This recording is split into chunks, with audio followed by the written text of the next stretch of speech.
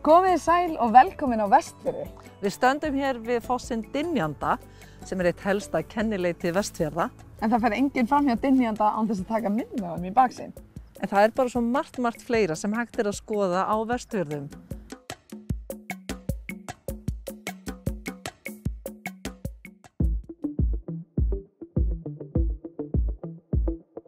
Bolvíkingar hafa í 30 ár haldið bæjarhátíðina Markaðsdagar og var engin undantekning á því í ár. Fjöldi gesta, bæði heimamenn, brottfluttir Bolvíkingar og aðkomumenn heimsóttu hátíðina og við létum okkur sko ekki vanta. Við vorum svo heppin að fá að hitta hann Jón Pál bæjarstjóra, eða Jón Bæjó, eins og hann vill ekki láta kalla sig. Þetta byrjaði svona eins og nafni gefið til kynna, svona markaðsdagar. Fólk tók sig saman og kom og seldi harfisk og lópapeyssur og svona það sem að hægt að búa til markað með. Og svo bara þróast þetta og orðin svona bæjarhátíðin okkar. Við erum mjög stolt af. Þetta all helgin og við erum með alls konar viðburði helgina, en svona hápunkturinn núna á laugardeginum, þar sem að markaðsdagurinn sjálfur og þá erum við með sölubása í miðbænum fyrir utan félagsheimilið, þar sem að fólk kemur og það þetta gera ýmis góð kaup og gera eitthvað spennandi og sjá eitthvað skemmtilegt sem maður aldrei séð áður. Og hver kom hingað? Hér kemur allir Vestfirðir koma hingað. Svo mjög mikið brottflutta Bolvíkinga sem koma og nota tækifærið og koma heim á markaðsdaginn. Þannig að ég fór á Brekkusönginn í gær og þar sá ég fullt af andlitum sem ég hef aldrei séð áður, sem að reyndust vera gamlir Bolvíkingar sem hefði ekki komið lengi og voru að elta góða veðrið. Brekkusöngurinn svona fastur liður og svo markaðsdagurinn sjálfur sem svona hátíðisviðburður. En eins og marga bæjarhátíðir eins og mér hefur fundist, ég hef svakalega gaman að fara á bæjarhátíð og þá snýst þetta rosalega mikið stemminguna. Við erum með einhverja viðburði sem eru fastilegir sem svona römmum dagskrána saman, en fyrst og fremst þetta bara ótrúlega góð stemming og íbúarnir eru svo spenntir fyrir þessu, áhugasamir og svona vilja bjóða fólk velkomið. Þannig að það bara allir eru með opið, þjónustuaðalinn með allt opið, sundlaugin opin, góða veðrið, það bara stemmingin. Það það sem gildir þessa bæjarhátíð, að bærinn að bjóða fólk velkomið. Ertu með leyniuppskrift? Nei, ég ekki með leyniuppskrift. En eina sem þú kannt mjög vel? Já, þetta eitt af mörgu sem ég kann vel. Kemur þú hingað á markaðinn? Á Ísafirði sko. Já, ég kem hér á markaðinn á hverju ári. Með eitthvað svona bakkelsi. Snúða, vínabrauð og alls konar svona. Ég var bara með kleinur og vínabrauð í dag. Nei, og snúða, segi ég. Ég selji alls konar köku og smá tælenska mat. Hvernig gengur? Bara vel. Bara róleg og bara vel bara. Hvað finnst þér best af þessu sem þú ert að selja? Allt best hjá mér. Kannski appelsínuköku og banana. Svo eru þið saman eða? Hún systir mín. Hún systir? Já, hún bara saman. Þið búin að vera ofta á þessu markaði? Já, hverju ári. Þetta eru svona litlar plánetur. Maður velur sinn bæ og fær hann svona sem litla plánetu. Og ég fer með dróna aðeins út fyrir bæinn í ákveðna hæð og læt hann taka 26 myndir og svo stitsa ég þeim saman í tölvunni og presenta svona sem plánetu. Og þetta er svona öðruvísi presentation á myndunum, heldur fólk vant. Við förum frá Búlangavík yfir á Ísafjörð og siglum með sjóferðum yfir á Hesteyri með skipstjóranum og eigandanum Stíg Bergi Sófussyni.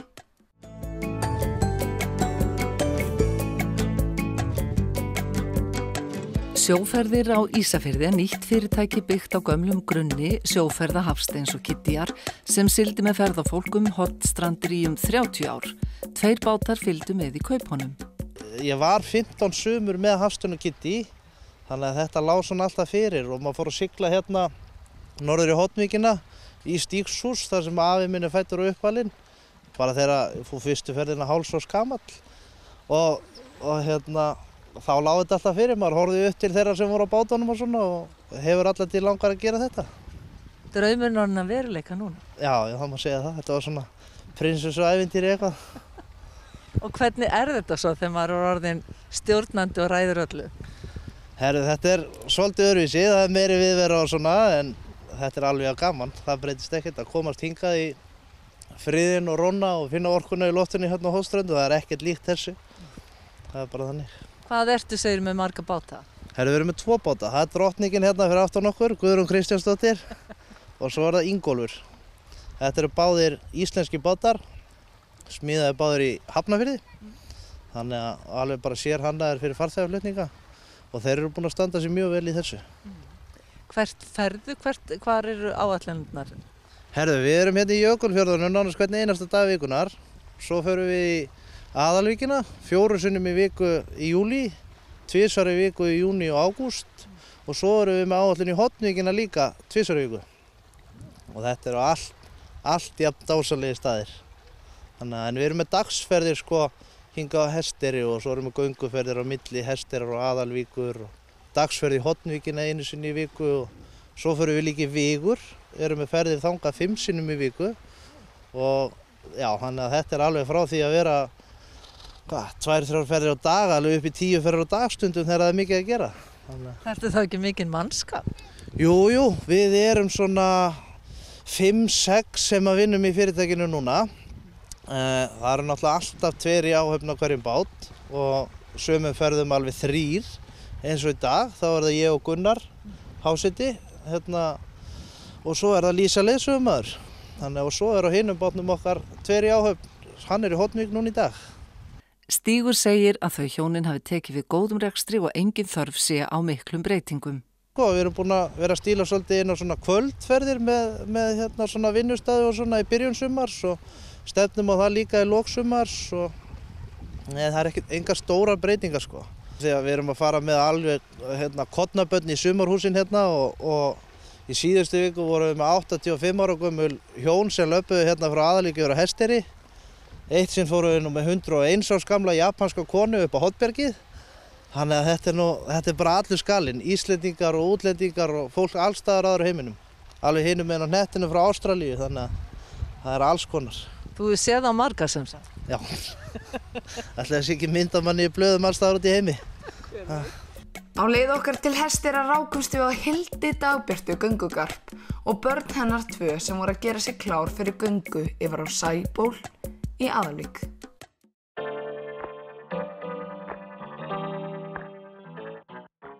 Í friðlandinu á Hornströndum eru margar og fjölbreyttar gönguleiðir og hefur færst í vöxt að fólk gangi þar til dæmis frá Hesteyri yfir í Aðalvík 12 km langa leið yfir Sléttuheiðina sem er að hluta með góða göngustíga. Á ferð okkar á Hesteyri hittum við Hildi Dagbjörtu með 2 börn sín sem voru að gera sig klár í gönguna yfir á Sæból. Þið eru komið hérna á Hesteyri, hvert er ferðinni heitið? Við erum á leiðinni í Stakkadal í Aðalvík. Við ætlum að byrja sumarfríið á smá fjallgöngu yfir fjallið hérna. Hefurðu farið það áður? Já, ég hef farið nokkur sinnum hérna yfir þannig að þótt að það hef verið rosaleg þoka þegar við lögðum af stað, þá var ég ekki áhyggjufull af því að tínast með krakkan einhvers staðar upp á fjöllum. Ég meira að segja fór í fyrra með systur minni, bæði í myrkri og þoku þessa leið. Og því við töfðum staðins í læknishúsinu, lentum í smá eftirpartíi. En áttu að mæti yfir í Stakkadal? Já, það er nú búist við okkur á svona kvöldmattatíma, þannig að við munum líklega ekki tefjast í neinu partíi. Hvað er þetta löng leið yfir? Þetta er svona 2,5 tími fyrir fullorðna, en ég veit ekki alveg hvað við gerum ráð fyrir krökkunum. Það fer eftir hvað við drollum mikið. Hvers virði er það heldur fyrir bara krakkana að læra þetta strax? Þetta er æðislegt. Ég frétti nú bara 6 ára stelpunum minni sem að óð bara beint yfir á sinna án þess að nokkur spurði hérna fyrir 2 dögum síðan. Þannig að þú ert ekki bara með þessi 2, það bíða þín 2. Já. Þau fóru undan á föstudaginn, fóru að bíða eftir okkur í bústaðnum. Mér finnst bara þetta bara mjög flottur staður og mjög skemmtileg. Og mér finnst bara umhverfið allt í kring bara mjög flott. Mjög gaman að vera þar. Þarftu eitthvað að vera í tölvu þegar þú ert í Aðalvík? Nei, mér finnst það bara engin við því. Mér finnst bara mjög gaman að vera úti og þetta er bara líka mjög flottur staður. Hann var eins og að leika við tófuna eins og þegar hann var í Stakkadal. Viltu segja mér frá tófunni í Stakkadal? Já. Ég var hérna, við vorum bara að eldast og eitthvað. Var hún orðin vinur þinn? Já, maður getur sagt það. En ég veit það ekkert. Gott svar. Hvaða leið ferðu svo hérna frá Hesteyri? Hver eru næstu skref? Það löpum hérna bara upp með læknishúsinu upp þar. Það nokkuð afmarkaður stígur svona upp á fjallið. Það ekkert flókið að rata frá Hesteyri yfir í Aðalvík. Síðast þegar ég labbaði í hérna þoku og myrkri þá týndum við stígnum á einhverjum stað. En það er líka varðað. Og við náðum alltaf að sjá næstu vörðu. Eða fyrir utan nokkur skipti þá löpum við bræðins í sömu átt þangað til við sáum vörðuna. Maður bjargar sér. Já. En það allavega enginn þvernýp eða neitt sem maður getur labbað framfyrir á þessa leið. Ég segi bara gangi ykkur vel og góða ferð yfir í Aðalvík. Takk fyrir.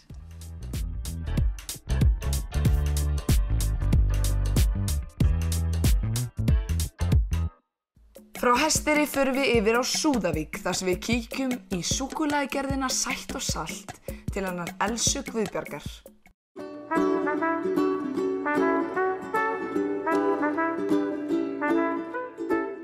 Í bílskúr einum í Eyrardal í Súðavík römbum við eins og Kalli í bókin eftir Roald Dahl Kalla og súkkulaðigerðina inn til hennar Elsu í Sætt og salt þar sem hún að framleiða dýrindis súkkulaði og konfektmóla. Hér þyrfti lyktin að fylgja með því hún slær mann endanlega aftur í barndóm þannig að hingað gengur maður inn eins og krakki í súkkulaðiverksmiðju sem ómögulega getur staðist freistinguna að fá sér 1, kannski 2 og jafnvel bara 3 eða fleiri móla. Ég held að það ekki að segja að það sé mjög langt hérna úr heimilinu í vinnuna hjá þér. Nei, það eru 6 skref. Nákvæmlega 6 skref. Og yfirleitt nú bara svona tölt aðeins yfir en á veturna þarf maður stundum að vaka sig annarkvort út eða bæði út og inn. Þannig að það er stutt að fara. Mjög stutt að fara. Sko, maðurinn minn hvetur mig að finna stærra húsnæði. Það er náttúrulega hann vill fá bílskúrinn sinn. En við þurfum að fá stærra húsnæði. Þetta er orðið mjög aðþrengt en ég fer ekki með þetta frá Súðavík. Það er bara, ég er svo mikill þverhaus, þetta fer ekki í þann. Og þetta er náttúrulega hluti líka af þessi ímyndunarsköpun sem á sér staði tengslu við súkkulaði. Þetta er gert í þessu litla þorpi og verður ætíð þannig. Ef við byrjum að kafa aðeins svona í upphafið, hvar byrjar þetta allt saman? Sko, grunnurinn er raun og veru mjög gamall. Það er 84 byrjaði í heimabakari fyrir norðan og var þar meira minni 27 ár. Síðan flytt ég heim, ég er fædd og uppalinn á Ísafirði og maðurinn minn heit mig. Flytt ég hingað síðan 2 árum síðar og tók síðan við kaupfélaginu sem var svona, þetta er svona eins og félagsmiðstöð. Og þá vantaði eitthvað með kaffinu. Og þá byrjaði maður að steypa smá og svo var komin eftirspurn og svo var ég bara komin í vandræði vegna þess að fólk vildi bara fá kaupa þetta í plötum. Og þetta bara óx og bara, stækkar alveg út í það óendanlega. Þannig en í okkar tilfelli, til dæmi, sem er mjög skemmtilegt að geta sagt frá, við höfum aldrei hringt í neitt, við höfum aldrei markasett, við höfum aldrei haft samband við neitt til að selja vörurnar fyrir okkur. Það er allir sem komið til okkar.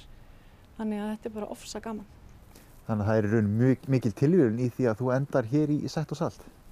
Já, þetta átti að vera gæluverkefni, en þetta var náttúrulega aldrei neitt gæluverkefni. Þetta er bara alveg ofsa skemmtilegt, sko. Mjög. Og það er nóg að gera, það er alltaf eftirspurn eftir meira súkkulaði? Það er nóg að gera og þetta er 2,5 stöðugildi.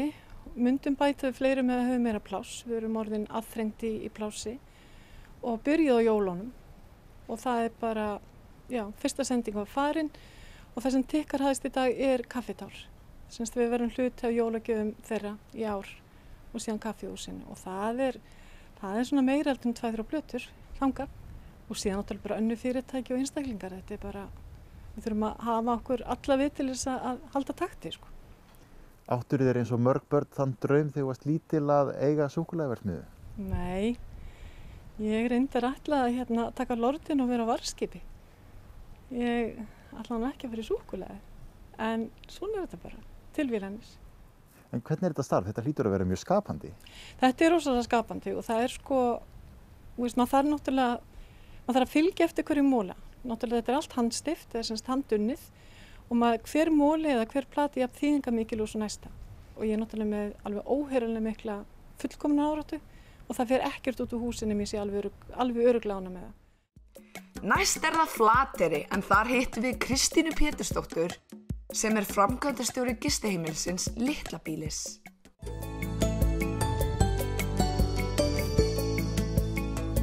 Litla Býli á Flateyri lítið notalegt gistiheimili Hjartaþorpsins sem hefur verið rekið þar frá árinu 2015. Þetta hús var byggt upp á Sólbakka fyrir tvær systur og bróðir þeirra byggði þetta hús og skýrði það Litla Býli af því það var minna en hans hús. Litla Býli var svo flutt á þennan stað árið 1936 í heilu lagi og var þá símstöð og pósthús. Við eignumst það 2000 og þá flyttum við inn og kaupum það 2001. Og þá bara til að eiga heimili? Já, við byggum bara og svo kom þessi hugmynd sem hefði verið svona hugmynd aldrei lengi og lét maður verða veruleika og ákvað að kaupa hús sem gistiheimili. En keyptum hús, fengum ekki leyfi á það þar sem það svona deiluskipulagið segi nei. Og þá sagði amma mín sem var þá nýræð að það væri ekkert flókið, við myndum bara skipta hús.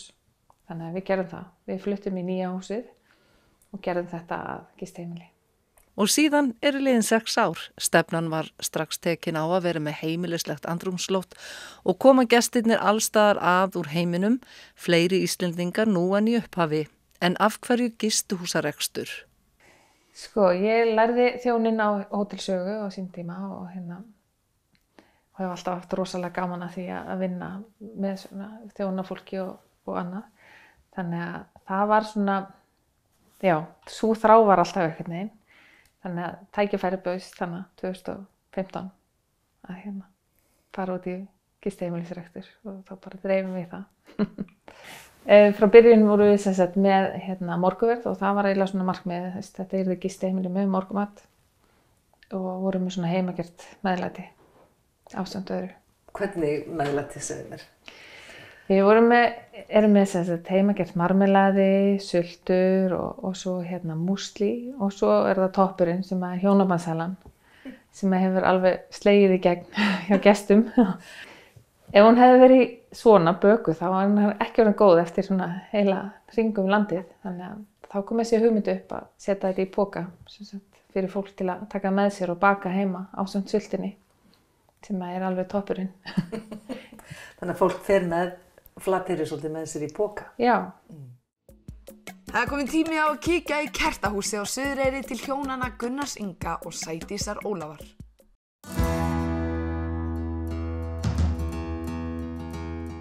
Hvernig byrjaði þetta?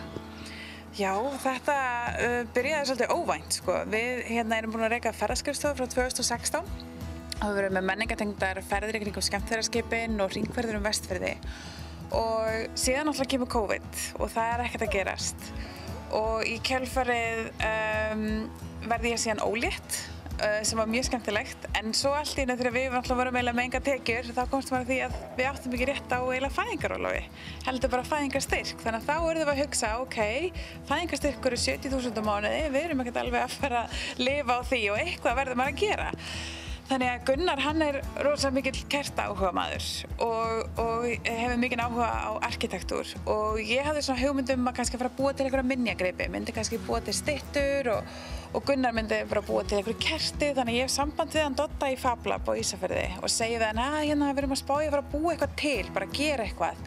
Og ég að spá í að búa til einhverja styttur af byggingum og Gunnar getur búið til kerti. Og Doddi segir bara, já, ætla að búa til svona kertabyggingar. Og ég hugsaði bara, já, ég ætla bara að búa til kertabyggingar. Þannig að bara alveg óvart varð þessi hugmynd til og hér erum við í dag.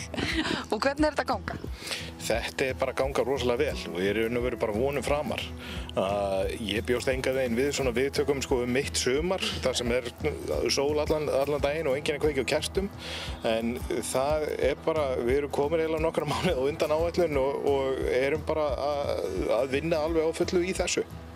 Og þið listamenn eða hvað? Nei,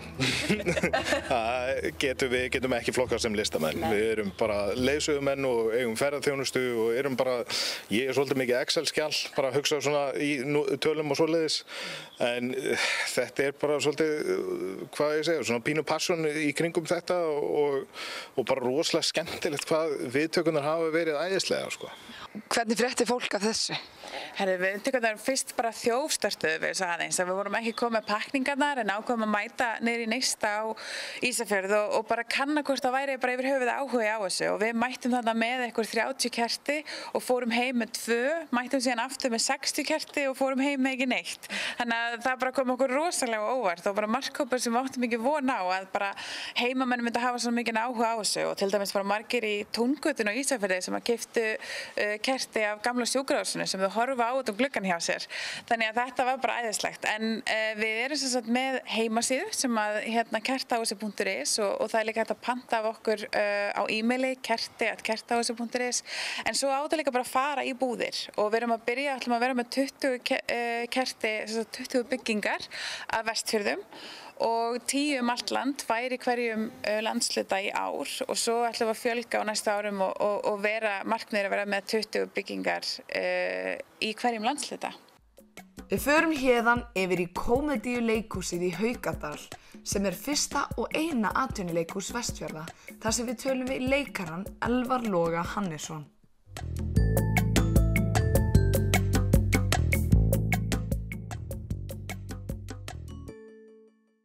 Hann sagði að hann myndi koma í dag.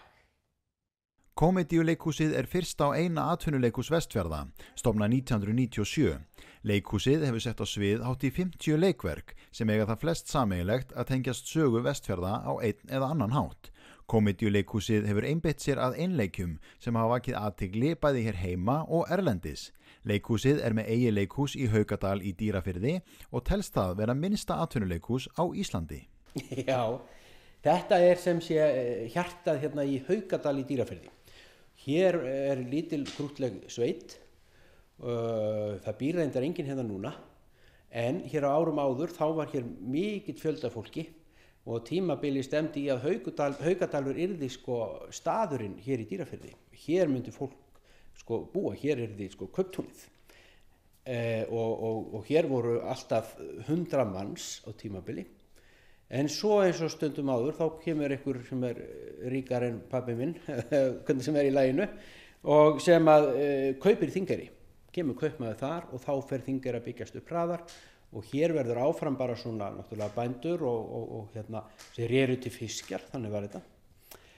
En svo eftir því sem að leið á síðustu öld að þá fækkaði meira og núna býr hér enginn. Hér eru sumarhús bara og leikhús. Við vinnum bæði sem listamenn og þetta eru okkar tekjur og við erum svolítið vön því að þurfa að róa bara, að þurfa bara að sýna og þurfa að hafa svolítið fyrir þessu og þess vegna búum við mitt hér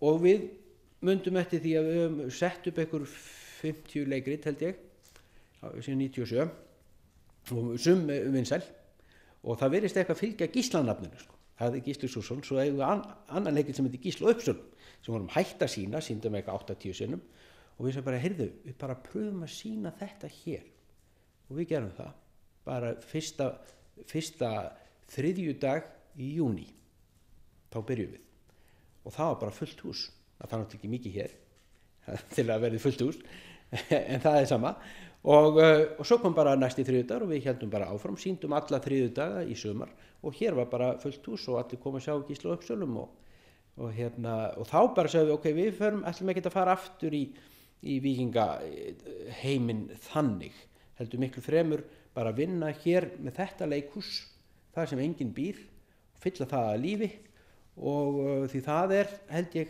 kannski er það, ég veit ekkert, maður veit aldrei hvað það er, af hverju hlutinni virka en það held ég að sé, það er ábúinlega ekki takt að svara því, maður myndi örugglega svara því vitlaust, en ég gæti trú að sé kannski það að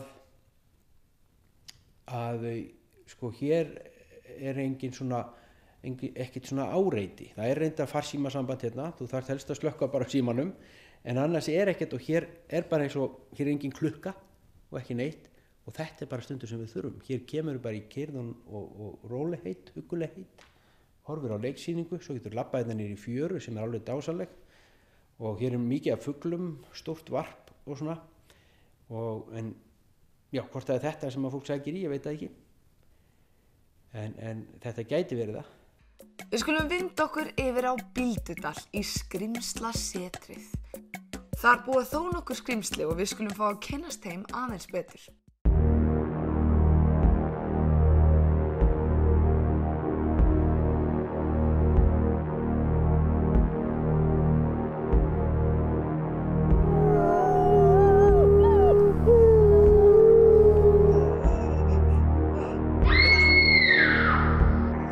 Í Skrímslasetrinu haldið utan skrímslasögur sem hafa lifað með þjóðinni í gegnum aldirnar.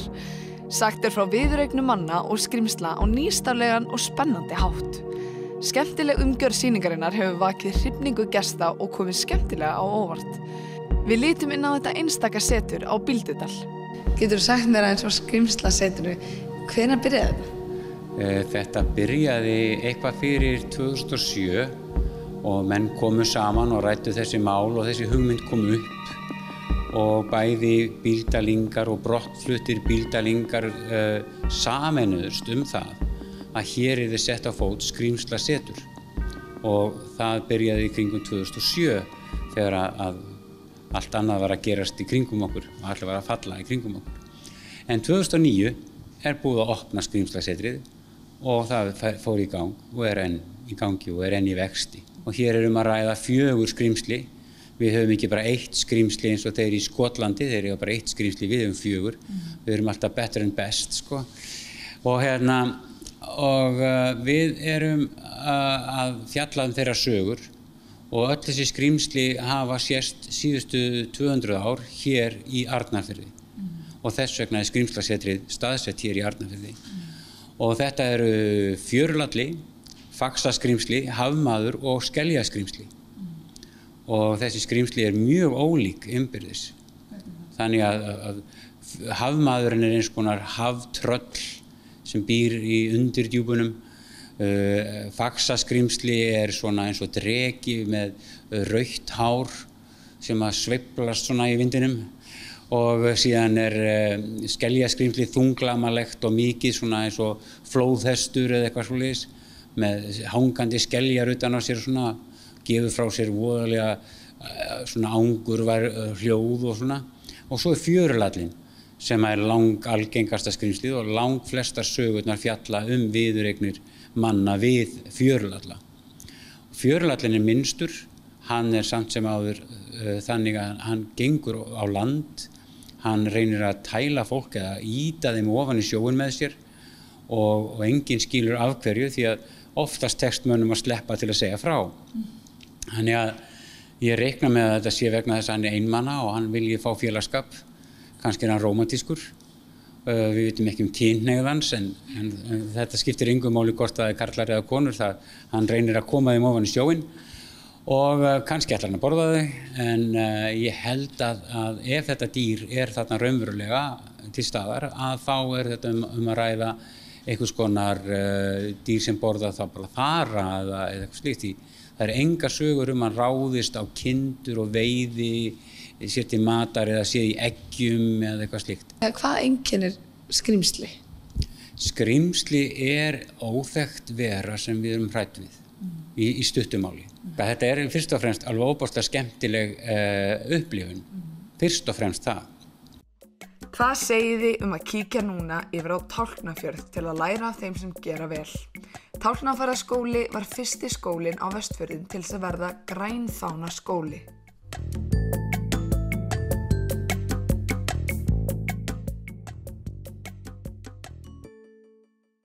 Við erum stödd í Tálknafjarðarskóla á Tálknafirði. Hér hafa leik- og grunnskóli verið sameinuð undir einu þaki síðan árið 2012 og þá einnig tónlistarskóli Tálknafjarðar síðan 2003 þegar húsnæði skólans var stækkað. Í Tálknafjarðarskóla lögð áhersla á umhverfisvæna, andlega og skapandi þætti í skólastarfinu. En skólinn var árið 2006 sá fyrsti á Vestfjörðum til að verða grænfánaskóli. Og við erum með mjög öflugt svona starf og hún Lára sem líka jógakennarinn að hún búin að leiða þetta starf alveg ótrúlega ötullega og hún bara ótrúlega starfskraftur og það svo mikils, það bara til svo mikils að eiga svona fólk sem að leggur bara hjarta og sál í starfið sitt og hún algjörlega þannig. Og við reynum að vera mjög svona vistvænn skóli, við erum alltaf að finna leiðir til þess að vera sjálfbærari. Við erum nýbúin að fyrst að kaupa á Bambahúsi sem gróðurhús og við erum að taka þátt í verkefni sem heitir Fræ til framtíðar, það frá Bolungarvík og þannig að við erum alltaf að finna einhverja svona nýja leiðir til þess að nýta ennþá betur. Nú það alveg ljóst að eitt af stóru verkefnunum í framtíðinni verður það að huga meira að umhverfinu og sjálfbærni þannig að það hlýtur að þurfa að byrja hér í skólastarfinu. Algjörlega og við viljum alltaf kenna krökkunum þetta að þú getur ræktað þetta í grænmeti, við erum líka með moltutunnu þannig að við erum að byrja á því að búa til okkar eigin mold og við förum með alla úrganga út og svo hendum við þetta þara og heyi og erum að reyna að fara að búa til okkar eigin mold sem við ætlum svo að setja í gróðurhús okkar í vor. Og svo erum við náttúrulega bara líka að skoða pappírsnotkun. Við erum ekki með mikla svona óþarfa pappírsnotkun og við reynum að halda því algjörlega í lágmarki og við notum þá tæknina frekar. Það allir krakkar komnir með, það allir krakkar í grunnskólanum komnir með tæki, annarkvort Chromebook eða iPada og það náttúrulega sparar hellings pappírskostnað og við notum svona minna af bókum heldur en gert var kannski áður og við erum að reyna að fara í þessa átt að vera svolítið svona nútímalegri og það á allt saman við grænfánastarfi líka. Finnurðu að það hjálpi til að hafa þessa tengingu milli grunn- og leikskóla á sama stað? Já, mér finnst þetta mjög heimilislegt. Við þau koma náttúrulega bara hlaupandi í ganginn, lítil eins og skríli og þetta svona lífgar upp á og krakkarnir í grunnskólanum finnst það gaman að fara og kíkja í heimsókn og fá aðeins til þess að koma inn í stofurnar og leika við þau og við bjóðum líka upp á svona starfsnám og þá fá unglingarnir að fara og vinna á leikskólanum í 2 tíma á dag einu sinni í viku. Þannig að við erum alltaf að reyna að tengja þetta vel og tónlistarskólinn á sömuleiðis, þau fara bara í tónlist þegar það hentar stundaskráni hjá hverjum og einu nemanda og það eru mjög margir nemendur í tónlistarnámi. Þannig að þetta hjálpast alltaf að vera svona sameinaður. Flak á Patreksfirði næsti áfangastæður okkar en Flak nýr veitingastæður sem parið Einar Óskar og Guðný Gía reka.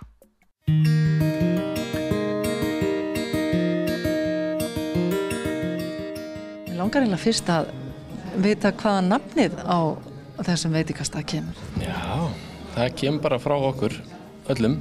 Við eitum svolítið miklum tíma að reyna að finna nafnastæðin. Ég laði nú til að fengi nafnið Slór. Mér fannst það mjög fyndið, það var ekki samþykkt sko. Það átti að vera svona eitthvað haftengt á eitthvað hátt af því að við erum á þessu svæði og þetta hús hefur þá sögu. Og við vildum að það myndi svona stinga svolítið úr stú og vera svolítið svona, já, að fólk myndi muna eftir, það var svona. Og 1 atkvæði var mjög mikilvægt í þessu vali. 1 atkvæði, 4 stafir, það var svona við settum okkur einhverjar ákveðnar reglur og endaði bara svona, já, smá haftenging og eitthvað sem gengur á ensku og útlensku. Förum þá aðeins í húsið, hvaða hús þetta?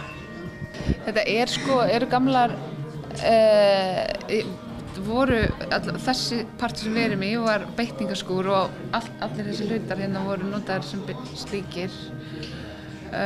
Ég held, þetta alltaf kallað verbúðirnar en þetta hafa aldrei verið verbúðir.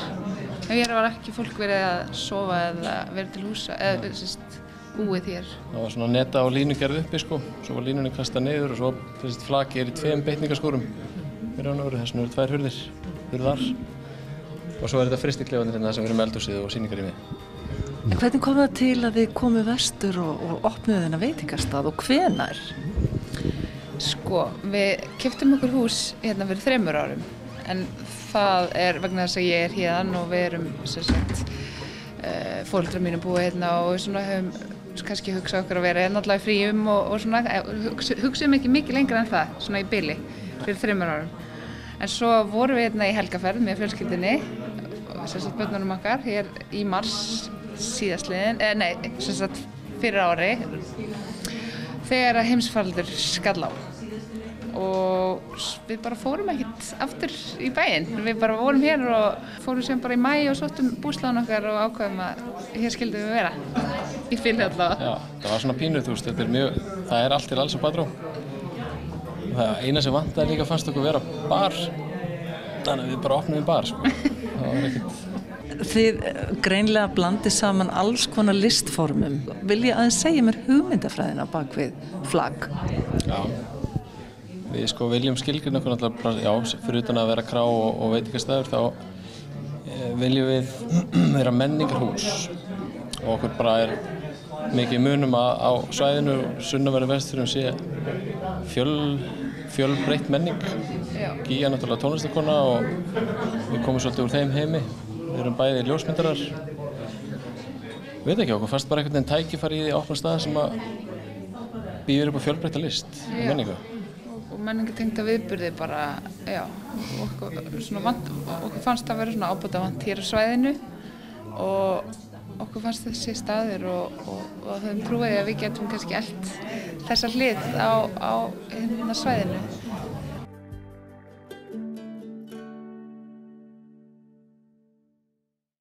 Þá er ferðinni heitið til Jamie Lee sem er grafískur hönnuður frá San Francisco og býr á Króksfjarðarnesi.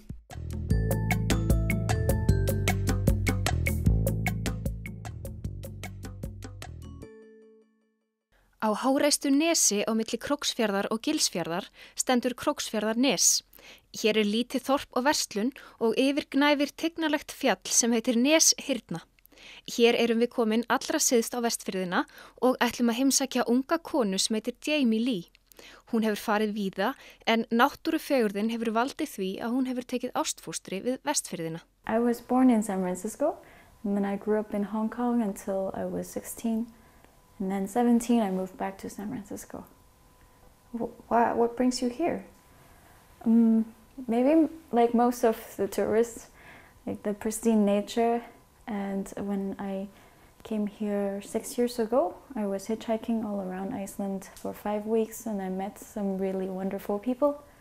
And that made me want to look deeper into the culture because I thought, well, there's no such place on earth that is like a paradise. I have to find out like how people think on a daily basis, how they talk about themselves, what the news say. So then I started to look for ways to stay longer in Iceland, but I saw that they don't need anyone. You don't need anyone for teaching English, or as a U.S. citizen, I cannot really just work at a supermarket. And then suddenly one day, bling, this ad popped up on Facebook about a program up in Ísafjörður. It's with Háskólasetur Vestfjarðar.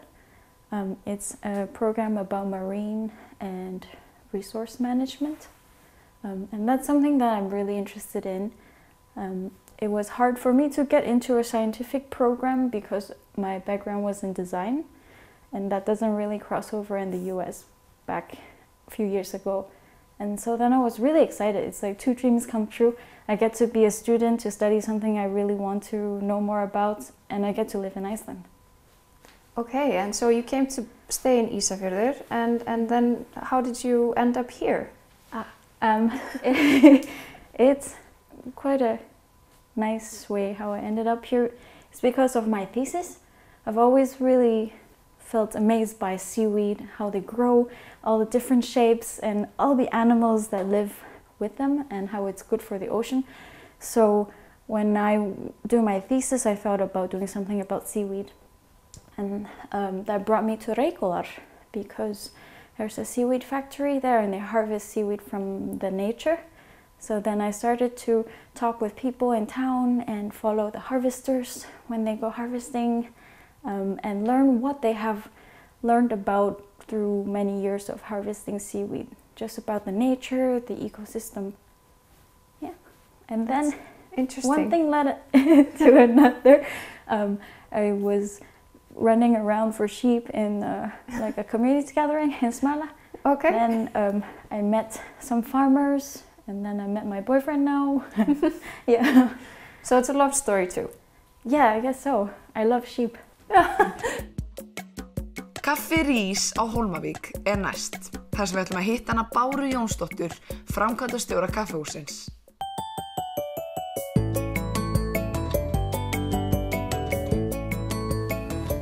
Góðan daginn, formenn og allir félagarnir.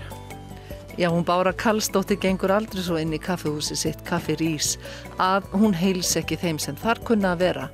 Enda húsið elsta hús Hólmavíkur byggt árið 1897 af danska kaupmanninum R.P. Rís og margir gengið þarna síðan. Húsið var gert upp árið 1995 og þar opnaður glæsilegur veitingastaður. Bára hefur ásamt manni sínum stýrt rekstrinum síðustu 17 árin.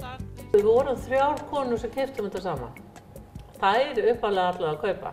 Svo fengu þær mig með að því að vantaði eitthvað til að kokka. Þetta var bara gert á hálfum mánuði í maí. Þá voru bara hérna sveitarstjórnarmenn og fleiri að ræða málin. Það var að koma sumar, Rís var ennþá ekki búið að selja og það þurfti bara að koma þessu í gang. Og þær ákváðu að kaupa og ég sló til og við vorum 3 sem keyptum þetta.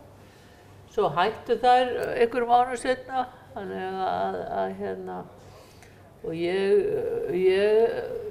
eins og ég segi, ég hef alltaf haft áhuga á þessu og það rekur enginn svona eins og hérna norður á Hjara öðru sinna vera með brennandi áhuga. Ertu enn í eldhúsinu?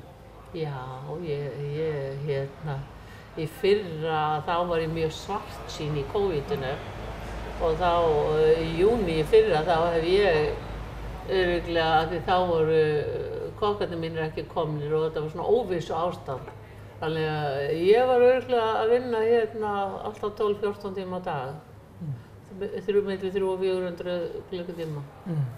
Og ef maður með eitthvað svona rekstur og þá maður bara hérna. Eins og heyrðir á henni að leita papriku og hveitipókum og það þarf að fylgjast með. Bára hefur séð ófáar veislur víða land enda ástríðu kokkur. Hún rekur einnig mötuneyti fyrir fyrirtæki og skóla á Hólmavík og nær þannig að vera með rekstur allt árið. En þegar túrismin fer í gang á vorin þarf fleiri hendur í störfin.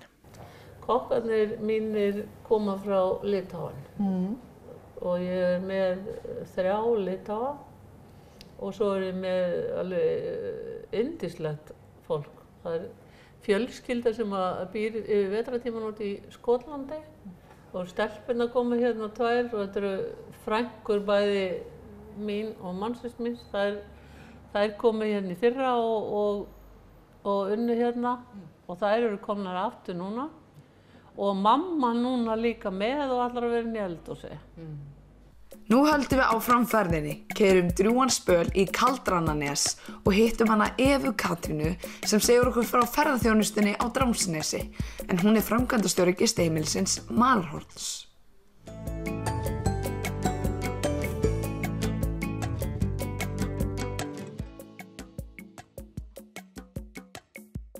Drangsnes lítið þorp á Ströndum 30 kílómetrum norðan við Hólmavík. Íbúar 70 talsins og tilheyrir þorpið Kaldrananes hreppi. Grímsey sem stærsta eyjan á Ströndum lúrir skammt frá á Steingrímsfirði, sannarlega falin náttúruperla. Við settumst niður í fjörunni með Evu Katrínu Reynisdóttur sem rekur ferðaþjónustufyrirtæki á Drangsnesi og spurðum hana fyrst hvað drægi ferðafólk helst í þorpið. Ég held að sé fyrst og fremst heitupottarnir. Þeir eru alveg orðnir víðfrægir. Heimsfrægir? Heimsfrægir eiginlega bara, já. Hvernig kom það til að þeir voru gerðir? Það 1997 þá fyrir tilviljun var að vera að bora eftir köldu vatni og slésuðust á heitavatnsæð. Þannig að og þá var bara náð í fiskildiskur og látið renni í þau við götuna Og síðan hefur bara alltaf verið pottar þarna í fjörunni. Hólan þarna rétt hjá. Og... Þannig að það bara sýrensli beint úr jörðinni? Já, já. Þetta alltaf náttúruperla og ótal fyrir sig. Já, þetta var alveg þvílík bylting fyrir okkur að hafa fengið heitt vatn í þorpið. Já. Fengum þar að leiðandi sundlaug og allir konum með hitaveitu. Já, breytti þetta ekki lífsgæði? Jú, heilmikið. Það gerir það. Já. Og þar með dragast ferðamennirnir að staðnum. Heitu pottarnir eru opnir öllum án endurgjalds og baðvörslu. Búningsklefar með sturtu og salernum eru við pottana hinum megin við götuna og þegar við vorum á ferð voru þar bæði gestir og heimamenn. En þegar heita vatni var fundið, hófst uppbygging ferðaþjónustunnar. Byggð var sundlaug með heitum pottum, gufubaði og vaðlaug og boltinn fór að rúlla. Frumkvöðlar í þeim málum voru hjónin Ásbjörn Magnússon og Valgerður Magnúsdóttir sem opnuðu gistiheimilið Malarhorn árið 2007. Malarkaffi fylgdi þar á eftir og 10 herbergja gistiheimili reis stuttu seinna sem síðan var stækkað og í dag hægt að taka á móti 50 gestum. Hvernig hafa þau verið nýtt svona fram á COVID ef við byrjum á því? Já, bara mjög vel. Jú, svo bara gengi mjög vel, svo náttúrulega kom smá bakslag í COVID. En nú þetta bara komið á fullt skrið. Bara lítið mjög vel út sumarið og eiginlega bara uppbókað fram á haust. Og þetta Íslendingar eitthvað eða? Já, jú, þeir eru svona, hvað ég að segja, 1/3 kannski. Þetta mikið orðið erlend, þetta árið. En þetta svolítið gott dæmi hvernig svona vex og dafnar bara hægt og rólega skref fyrir skref. Já. Og svo kemur í raun og veru afþreyingin. Hvernig hafið þið byggt hann upp? Hvað svo hægt að gera? Já, hann eru með svo fallega eyju bara rétt við húsvotnið eða hvað maður segir. Og þá datt honum tengdapabba mínum það í hug að nota bátinn sem hann hefur líka verið að gera út á. Að sigla út í eyjuna og sýna ferðamanninum fuglalífið þar. Já, það stendur ekki á svari þegar spurt hvað sé best við Drangsnes. Ætli ég verið ekki að segja bara fólkið. Gott fólk. Góð samstaða og samkennd og allir hjálpast að. Það sem skiptir bara miklu máli í svona litlu samfélagi. Frá Drangsnesi ferðinni heiti í Trékyllisvík í Árneshreppi á Ströndum á minja- og handverkssafnið Kört, þar sem Valgeir Benediktsson kann öðrum mönnum betur sögur af svæðinu.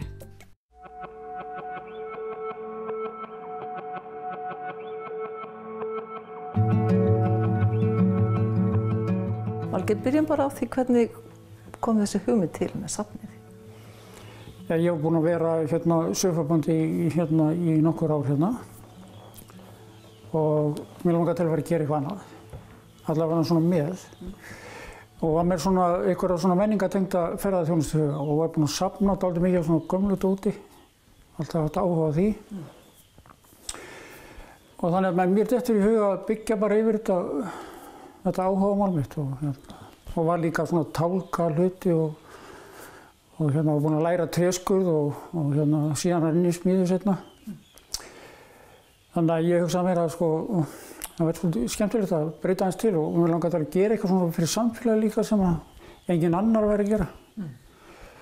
Þannig að það var úr að ég 1997 þá byggðum við þetta hús sem við stöndum í núna. Hverju safnaðirðu og hverju safnarðu? Ég safnaði svolítið mikið svona nytjahlutum sem fólk notaði og áður fyrr og það eins og fólk hafi jafnvel skammað sín eitthvað fyrir þessi gömlu ílát og áhöld sem hafið áður notað og nýtt sér. Hverjir koma hingað til þess að skoða? Hvaða gesti færðu? Ég ræð því náttúrulega ekki. Það er bara, fólk kemur bara inn á götunni og það alls konar fólk. Já, mest hefur hann verið útlendingar samt, Eftir hverju eru þeir að sækjast? Hvað vilja þeir vita? Útlendingar vilja vita söguna. Og þeir eru opnir fyrir svona alls konar nýjungum í handverki og spyrja dálítið mikið. Mér finnst þeir góði gestur. Hérna ertu með eitt og annað. Hér er svona ýmislegt tengt útgerð, líkan af Ófeigi, hákarlaskipinu, sem núna inn á Reykjavík Hrútafirði, var gert út úr Hrófseyri. Það skip var eingöngu gert út á hákarl. Var byggt sem hákarlaskip og hérna, já. En þegar ég byrjaði að safna hérna, þá var ekki til eins mikið af neinum gripum eða hlutum eins og smíðaverkur. Það var rosalega mikið til þessu. Enda náttúrulega með allan þennan rekavið. Já, með rekavið og hérna, strandamenn voru rosalega þekktir fyrir smíðanda sinna. Já. Hérna svona dæmigerð smíðisgripur úr rekavið. Já. Þessi rúmfjöl. Já. Þetta svona 10 millimetra. Þetta ekki meira. En svo er þetta náttúrulega hefla, sko. Já. Til að hefla sagarfernur. Já. Þetta höfðaletur hérna sem sér íslenskt letur, hvergi til annars staðar en á Íslandi og bara notað í drykkjúri. Já. Segðu mér aðeins með hérna, hver átti þennan skautbúning? Hún hét Þórunn Eyjólfsdóttir og var prestdóttir hérna á Ánesi. Já. Og hérna dóttir sér Eyjóls í Ánesi og konar hans Elínar. En sennilega hefur hún fengið þennan skautbúning þegar hún sem sagt giftist Marín og Hafstein. Já. Sem var sýslumaður í Strandarsýslu í 9 ár held ég. Já. Þá hefur hún sennilega fengið þennan skautbúning og ákomendur hennar komið með þetta hingað, vildi geyma þetta hérna. Þetta mjög fallegt og fallegur safngripur. Já, mjög svo. Síðast en ekki sísta stoppað okkar í þessari ferð í Djúpavík, þar sem Magnús Karl Pétursson, hótelstjóri, tekur á móti okkur.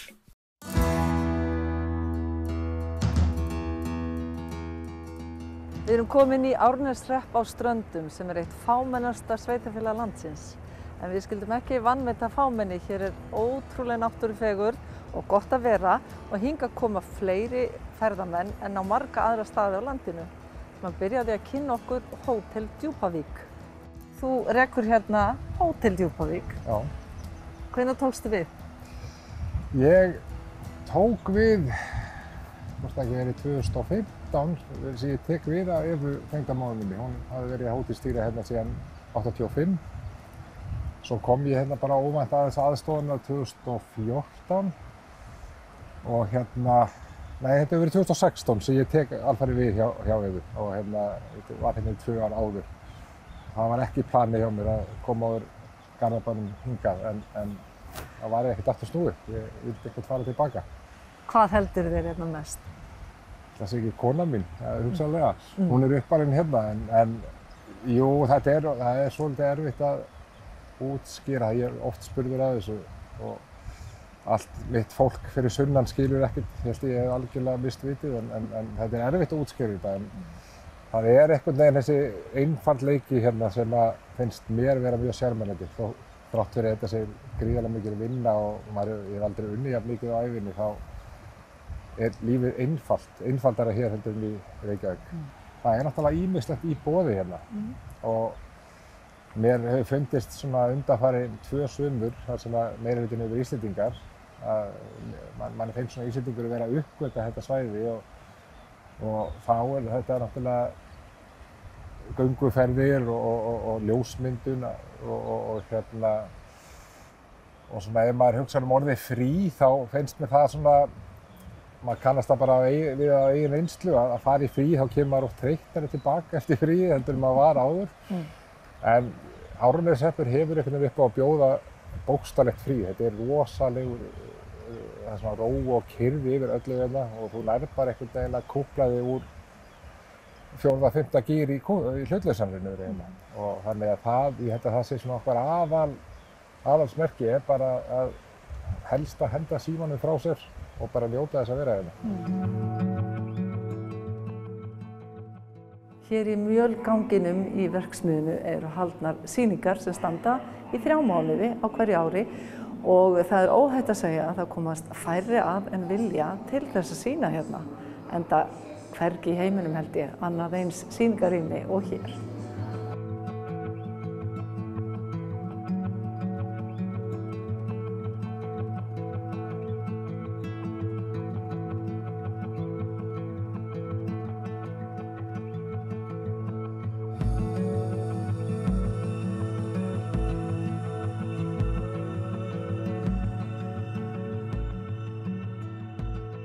Hvernig er svona bara svipurinn á fólki þegar það kemur inn í þessa verksmiðju?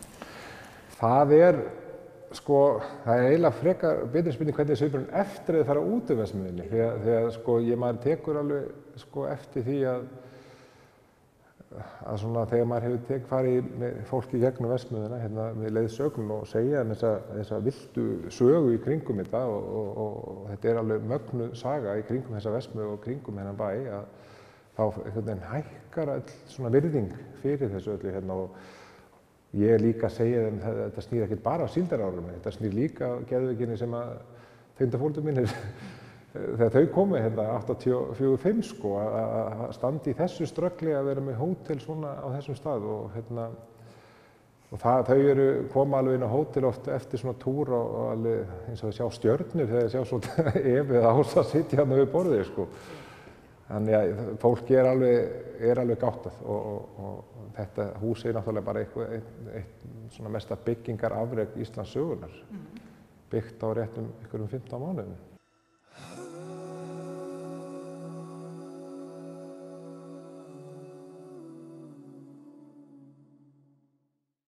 Þá höfum við farið vítt og breitt Vestfirði á klukkutíma, en bendum ykkur sem vilju kynnast þessum stöðum enn betur að fara inn á n4.is þar sem að finna alla þætti seríunnar að vestan Vestfirðir og einnig inn á N4 safninu hjá Símanum. Ok.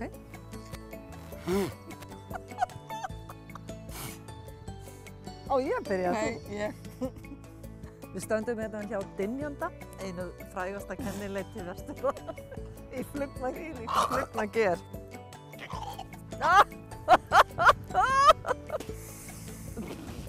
Jæja. Ok, komdu. Ekki hlæja of mikið. Það alls staðar í hárinu,